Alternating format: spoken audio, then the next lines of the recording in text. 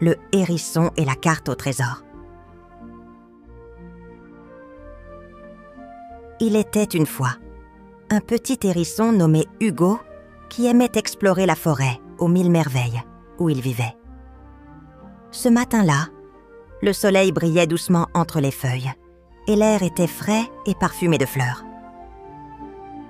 Hugo gambadait joyeusement, reniflant chaque recoin, quand soudain, quelque chose attira son attention sous une grosse pierre recouverte de mousse verte. Curieux, il s'approcha, posa ses petites pattes dessus et la souleva doucement. Là, cachée sous la pierre, reposait une vieille carte froissée, au bord jauni par le temps. « Oh, qu'est-ce que c'est ?» murmura Hugo, les yeux brillants d'émerveillement. Il déplia la carte avec précaution, découvrant un dessin ancien montrant la forêt, un chemin sinueux et une croix rouge marquant un endroit secret. « Ça doit être une carte au trésor !» s'exclama-t-il, le cœur battant d'excitation. Soudain, son amie Lila la chouette, perchée sur une branche voisine, le regarda avec curiosité. « Qu'as-tu trouvé là, Hugo ?» demanda-t-elle en battant des ailes doucement. « Une carte au trésor, Lila. Je crois qu'un ancien trésor est caché quelque part dans notre forêt. Veux-tu m'aider à le chercher ?» répondit Hugo tout joyeux. Lila pencha la tête, réfléchissant un instant. « Une aventure ? Oh, cela semble passionnant. Mais il faut être prudent. La forêt peut être pleine de surprises. » Hugo hocha la tête, déjà prêt à partir. « Je suis prêt, Lila.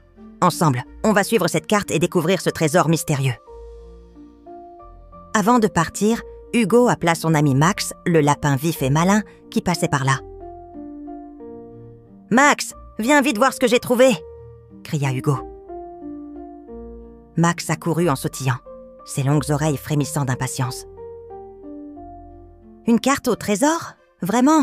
Montre-moi ça !» Max observa la carte avec attention, ses yeux pétillants d'enthousiasme. « Si c'est un vrai trésor, il faut qu'on s'organise. Tu sais, Hugo, ça pourrait être dangereux. Il faudra être malin et prudent. » Hugo sourit, sentant le courage grandir en lui. « Oui, Max, je sais. Mais c'est justement ça qui rend l'aventure magique. » Alors, les trois amis se mirent en route, suivant les premiers traits dessinés sur la carte, leur cœur battant au rythme des feuilles, sous leurs pas. Ils traversèrent la prairie ensoleillée, contournèrent un vieux chêne gigantesque et arrivèrent bientôt devant une rivière scintillante. La carte indiquait de continuer vers l'est, là où un grand rocher moussu semblait garder un secret. Hugo posa la carte à plat, la regarda encore une fois, puis déclara « Notre aventure commence maintenant. Qui sait quels mystères nous attendent ?» Lila houta doucement. « Je sens que cette journée sera inoubliable, mes amis. Suivons la carte et découvrons ce que le passé a laissé pour nous. » Hugo, Max et Lila avancèrent ensemble, les yeux pleins de rêves et les pattes légères, prêts à déchiffrer chaque indice que cette forêt magique allait leur offrir. Le soleil baignait encore la forêt de sa lumière dorée lorsque Hugo, le petit hérisson, Max le lapin et Lila la chouette commencèrent leur aventure. La carte ancienne était bien étalée sur une grosse pierre et tous trois l'examinaient avec attention. « Le premier indice nous mène à la rivière, là où les feuilles sont grandes comme des bateaux, » expliqua Hugo. Max sauta sur place, tout excité. « Facile, on peut traverser en sautant de feuille en feuille. » Ils arrivèrent bientôt au bord de la rivière claire, dont l'eau chantait doucement en glissant sur les cailloux. Là, d'immenses feuilles de nénuphar flottaient à la surface, assez large pour porter un petit animal. Mais le courant était rapide et la traversée risquait d'être périlleuse. « Regardez bien !» dit Lila en déployant ses ailes pour mieux voir. « Il faut sauter sur les feuilles, dans l'ordre indiqué par des petites marques sur leur bord. Sinon, on risque de tomber dans l'eau. » Hugo scruta la première feuille, puis la deuxième, suivant les marques comme un code secret. « Je vais y aller en premier, » dit-il avec détermination. Il sauta avec précaution sur la première feuille, puis la deuxième, sentant la feuille tanguer sous ses pattes. Max le suivit rapidement, bondissant avec agilité, tandis que Lila vola au-dessus pour les guider. Après quelques bonds tendus, ils atteignirent l'autre rive sains et saufs. « Youpi !» s'exclama Max en faisant un petit saut de joie. « Bien joué, Hugo !» ajouta Lila. La carte les conduisit ensuite vers une colline recouverte d'herbes hautes et glissantes. « Voilà la prochaine étape !» dit Hugo en regardant les dessins sur la carte. « Il faut grimper au sommet, mais attention, la pente est glissante. » Max fronça les sourcils. « Ça ne va pas être simple, mais on peut s'entraider. » En s'aidant des branches basses et en s'encourageant les uns les autres, ils progressèrent lentement vers le sommet. Parfois, Hugo glissait sur les feuilles humides, mais Max était toujours là pour le rattraper. Lila volait près d'eux, donnant des conseils depuis le ciel. « Attention à la pierre là-bas, elle est glissante. »« Prenez votre temps, pas besoin de courir, » ajouta-t-elle. Enfin, haletants mais heureux, ils atteignirent le sommet. La vue était splendide et la carte indiquait maintenant un nouveau symbole, une chouette dessinée à côté d'un vieux chêne. « Je connais cet endroit, » déclara Lila toute fière. « C'est là que vit mon grand-père, le hibou sage. Peut-être qu'il pourra nous aider pour la prochaine énigme. » Sans attendre, ils descendirent la colline, en suivant le sentier sinueux qui menait au grand chêne. Arrivés sous l'ombre majestueuse du chêne, ils aperçurent une silhouette imposante perchée sur une branche basse. C'était le hibou grand-père. « Bonjour, grand-père hibou !» s'écria Lila avec affection. Le hibou cligna des yeux, puis sourit. « Bonjour, mes chers petits. Que faites-vous par ici, si loin des sentiers battus ?» Hugo expliqua alors leur quête et montra la carte au hibou. « Nous cherchons un trésor caché dans la forêt, mais il y a une énigme que nous devons résoudre. » Le hibou hocha lentement la tête. « Très bien. Pour continuer, il vous faudra répondre à mon énigme. Écoutez bien. Je suis pris avant de vous lever. Je suis donné sans jamais rien demander. Je peux être fort ou doux, et parfois même silencieux. Qui suis-je » Les trois amis se regardèrent, pensifs. Max fut le premier à parler. « C'est difficile. » Hugo réfléchit profondément, ses petites pattes serrées. « Peut-être un baiser ?» suggéra-t-il timidement. Lila hocha la tête, les yeux brillants. « Oui, c'est ça, un baiser !» s'exclama-t-elle. Le hibou grand-père sourit largement. « Bravo, mes enfants. Vous avez la réponse. Vous pouvez continuer votre chemin. La forêt vous attend encore. » Heureux d'avoir réussi cette épreuve, Hugo, Max et Lila reprirent la route, le cœur léger.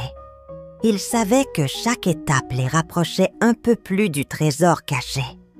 Tandis que le soleil commençait à baisser, ils se mirent en marche vers la prochaine aventure qui les attendait.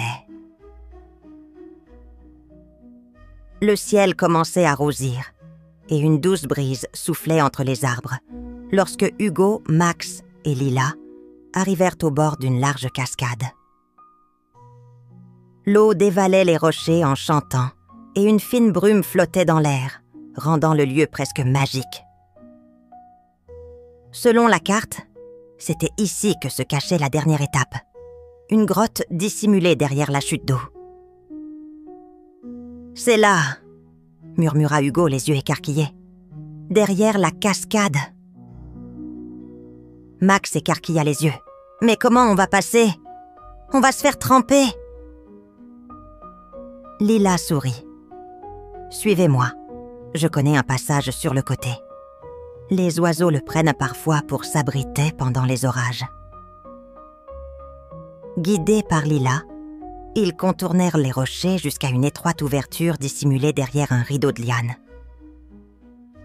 L'entrée était sombre, mais l'intérieur semblait étrangement lumineux. Hugo entra le premier, suivi de ses amis. À chaque pas, le sol brillait d'une douce lueur dorée. Des fleurs, aux pétales lumineux, bordèrent les murs de la grotte, et des lucioles flottèrent dans l'air, comme de minuscules étoiles. « Oh !» souffla Max, émerveillé. « C'est plus beau que tout ce que j'ai vu. » Hugo s'approche d'un buisson couvert de fruits multicolores. Il en goûta un, timidement. Son visage s'illumina. « C'est sucré comme le miel et frais comme la rosée. » Lila, de son côté, observait une fleur qui brillait d'un bleu doux. Ces fleurs, elles brillent comme des étoiles. Au fond de la grotte, un petit autel de pierre semblait les attendre. Sur celui-ci était gravé un message ancien, que Lila lut à voix haute. « Ce trésor est un cadeau pour ceux qui savent rêver, aimer et partager. »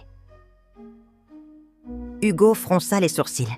« Alors, le trésor, ce n'est pas de l'or ou des bijoux ?» Lila secoua la tête avec douceur. « Non, c'est un trésor de lumière, de douceur et de joie. » Max prit une petite baie entre ses pattes. Ces fruits, ils réchauffent le cœur. J'ai l'impression d'être entouré de câlins. À cet instant, ils entendirent un bruissement. Une biche s'approcha timidement de l'entrée. Elle boitait légèrement et semblait fatiguée. Hugo courut vers elle. « Tu es blessé ? Viens, assieds-toi. »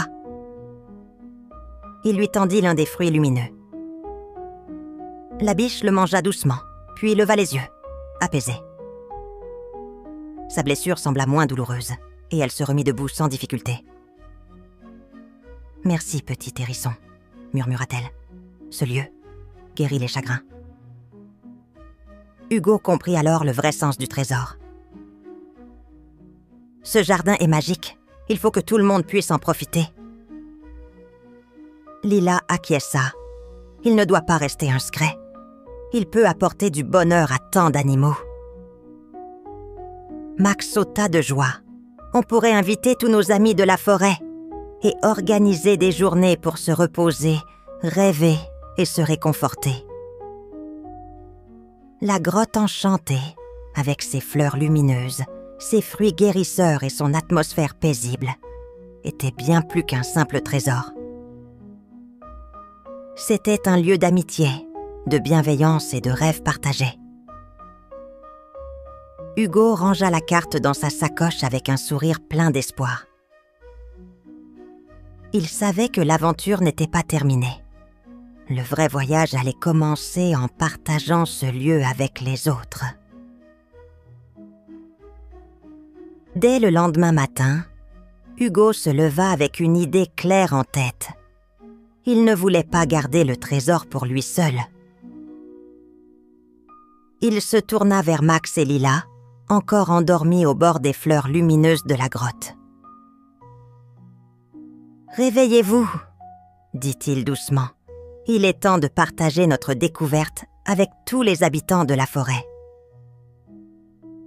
Lila ouvrit les yeux, sourit et hocha la tête. « Oui, tu as raison. Un trésor comme celui-là ne doit pas rester caché. » Max s'étira longuement. « Partager la magie ? Comptez sur moi. Je vais prévenir tous les lapins, les écureuils, les grenouilles, même les hiboux. Pendant toute la matinée, les 3 amis parcoururent les sentiers de la forêt, frappant aux souches et aux terriers, appelant doucement « Venez, nous avons quelque chose d'extraordinaire à vous montrer. Un endroit magique qui réchauffe le cœur. » Certains animaux étaient hésitants. « Une grotte magique ?» répéta le blaireau. « Et pourquoi ce serait pour nous ?» Mais Hugo répondit avec son habituel sourire chaleureux, « Parce que la magie ne brille que lorsqu'elle est partagée. » Peu à peu, une file d'animaux s'organisa, tous curieux, intrigués, parfois un peu méfiants. Ils suivirent Hugo, Max et Lila jusqu'à la cascade. Quand ils passèrent derrière l'eau et découvrirent la grotte illuminée, un silence émerveillé tomba sur le groupe. La lumière douce des fleurs se reflétait dans les yeux des visiteurs. Les plus jeunes couraient d'un buisson à l'autre, riant et goûtant les fruits enchantés. Un vieux renard, aux pattes fatiguées, s'assit près d'une fleur dorée et la contempla longuement. « Je n'avais pas senti mon cœur si léger depuis des années, » murmura-t-il.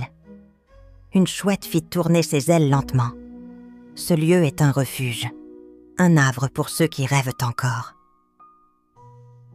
Très vite, la grotte devint un lieu de rendez-vous pour tous. Les animaux y venaient pour raconter des histoires, se consoler, se reposer ou simplement admirer la lumière des fleurs. Max, toujours plein d'idées, proposa même « Et si on organisait une fête chaque pleine lune, une nuit des étoiles dans la grotte enchantée ?» Les autres crièrent de joie « Oui, une nuit pour rêver ensemble !» Hugo regardait tout cela, le cœur gonflé de bonheur. Il n'avait jamais imaginé qu'une simple carte trouvée sous une pierre allait les conduire à un tel moment. Il s'approche de Lila. « Tu crois que ce jardin existera toujours ?» Lila sourit doucement. « Tant qu'il y aura des cœurs sincères pour le garder vivant, oui. » À la fin de la journée, la grotte brillait plus fort que jamais. La lumière semblait répondre aux rires, aux chansons et aux histoires partagées. Même les arbres à l'extérieur frémissaient hors d'une douce joie. Avant de quitter la grotte pour la nuit, Hugo grava un petit mot sur une pierre à l'entrée. « Bienvenue à tous ceux qui cherchent la lumière. Ici, chacun a une place. » Alors que les premières étoiles apparaissaient dans le ciel, Hugo s'assit entre Max et Lila. Ils regardèrent le ciel sans parler, le cœur léger, la tête pleine de souvenirs. Moralité de l'histoire. Parfois, le plus grand trésor n'est pas quelque chose qu'on garde pour soi, mais un cadeau que l'on partage avec les autres. Merci d'avoir écouté notre histoire. Pour nous soutenir et découvrir d'autres récits fascinants, visitez notre page Ko-fi. Chaque geste compte et nous aide à continuer à créer pour vous. Le lien est dans la description. N'oubliez pas d'abonner, petits amis. À bientôt!